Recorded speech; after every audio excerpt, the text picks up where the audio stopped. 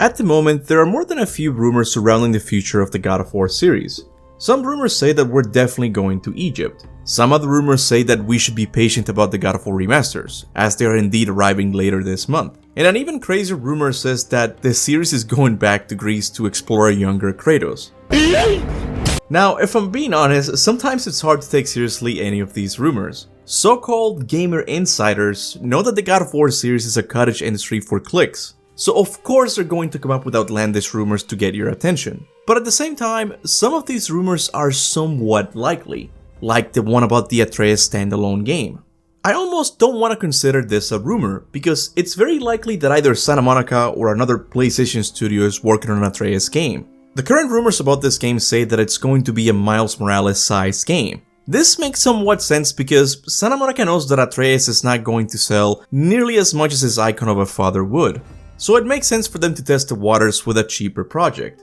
And to that, I say what I've always said about the Atreus game. Even though the Atreus sections in God of War Ragnarok were boring and made the game somewhat unplayable, I still want to see what Santa Monica does with his story next.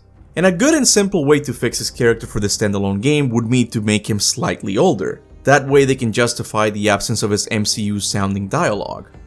Is that Freya? Am I wearing this around my neck? The arrow tip that killed your son? That's a great question. I'm so dead.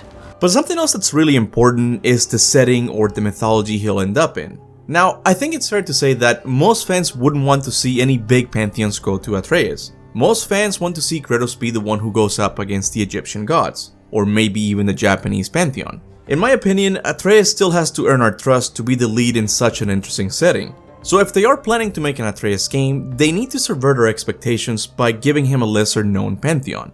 One where fans don't have a lot of expectations and can still make sense given the story set up for him in God of War Ragnarok. Now, in one of my most recent God of War videos, fans have been very vocal about which Pantheon Atreus should go to next. Most fans think that Atreus should go to the Celtic Pantheon, and after doing some research, I can't help but agree with them. First of all, the God of War series already has some connections with that region of the world. It's true that the most talked about Pantheon outside of the Greek and Norse is Egypt, but a close second would have to be the Celtic one. Back in God of War 2018, we saw the Centaur's missing shrine, which showed a Celtic symbol named the Triskelion. And the connection to the Celtic Pantheon only deepened with God of War Ragnarok, as we actually came across one of its most infamous creatures, the Kelpie. Another possible connection would be found with the Lady of the Forge, who shares a lot of similarities with the Lady of the Lake, the mythical being in Arthurian legends who gives King Arthur the Excalibur. And I shouldn't have to point this out, but in God of War Ragnarok we also got official confirmation that Mimir is originally from that part of the world. Well, the mother says we had to go anyway, we hadn't much a choice in the matter.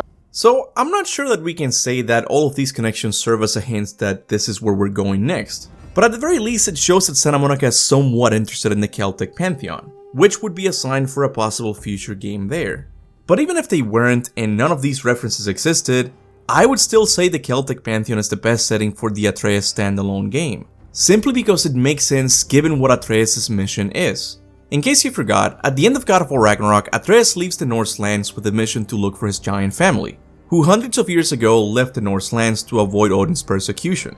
Now, this story setup fits perfectly with the story of Celtic mythology. In Celtic mythology, like every other mythology, there are two warring groups of mythical beings. The first group is the Tuatha De Danann. These are the gods the Celtic people used to worship. Some of these gods include the king of the gods, Dagda. There's also the goddess of fate named Morrigan, and my favorite type of god in any mythology, the god of the sea, who in Celtic mythology is named Manan Mac Lir? Oh god, you wouldn't belong getting frostbite. Now, these gods are constantly at war with the other group of mythical beings called the Fomorians. There's not a specific description that I can give while talking about these beings, because the Celtic people simply regarded them as monsters. But in later traditions, they took the shape of giant beings who crossed the ocean to wage war against the Tuatha De Danann. And this is something that Santa Monica could take advantage of if they ever decide to make the Atreus standalone game. Because Santa Monica could interpret the Fomorians as being the giants who escaped Odin's persecution. This style of alternate mythology telling is something that Santa Monica really started doing with the Norse games. Ready at Dawn did do it with Atlas Imprisonment a little bit, but it was Santa Monica Studios who took this concept and really went wild with it. If you remember, in God of War 2018, we learned that Kratos is actually the giant Farbodi, whose name simply means Cruel Striker. We also saw their take on how Baldur's Curse really got broken. Instead of Loki tricking Hodor, it was actually a mistletoe arrow that Kratos had used on Atreus' arrow quiver. I can feel this. I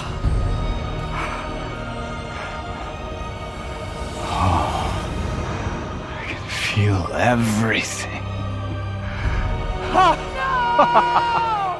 It's honestly a brilliant way of telling these ancient stories from a new angle. It's like that old saying for writers, give the audience what they want, but not how they expect it.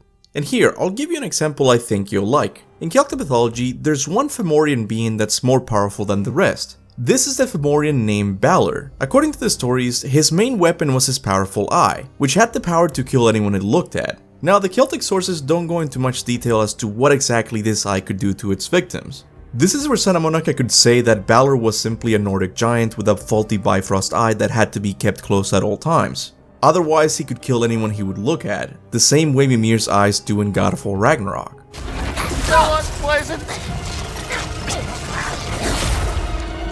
This is what I'm talking about. Alternate mythology storytelling is one of my favorite new things Santa Monica has started doing in the God of War series. Now, this method is not perfect. Sometimes they have subverted our expectations a little bit too much. But I think when it comes to continuing Atreus' story, it would simply be perfect. Lore-wise, it makes perfect sense, because geographically speaking, the giants would have stopped by the Celtic lands before reaching, let's say, South America. I also think having the game take place in the Celtic realm would be more cost efficient, as both Norse and Celtic realms share some similarities in their environments, meaning that they could reuse a lot of work that didn't make the cut in God of War Ragnarok. And it doesn't have to be only the environment. I remember seeing some cut runic attacks Atreus had in God of War 2018 that I wish would have made it in. One of them was Atreus summoning a dragon to attack his enemies. And Celtic mythology has plenty of dragon creatures, so maybe Atreus could kill one of these dragons and then use his soul in combat. I know this sounds like the Mr. Crab version of not letting anything God of War related go to waste, but we know that reusing assets and ideas from previous games is a normal practice in game development, so why not do the same with this standalone Atreus game? But overall, I want the Atreus game to take place in Celtic mythology because, in all honesty, this is a mythology that doesn't get enough attention. And I really think an Atreus game that takes place in Celtic mythology could work really well. But let me know what you think. Did you want the Atreus game to take place in another mythology? Or do you also think his game should take place in the Celtic Pantheon? Whatever your thoughts and theories are, make sure to leave them in the comments section below. Now, as always, I want to give a big thanks to all of my YouTube and Patreon members. As I always say, without your support, guys, none of this would be possible. So from the bottom of my heart, thank you. I would also like to thank everyone who likes and shares my videos. It may not seem like much, but trust me, it really does help. And with that said, thanks for watching, and remember, go forth in the name of Olympus.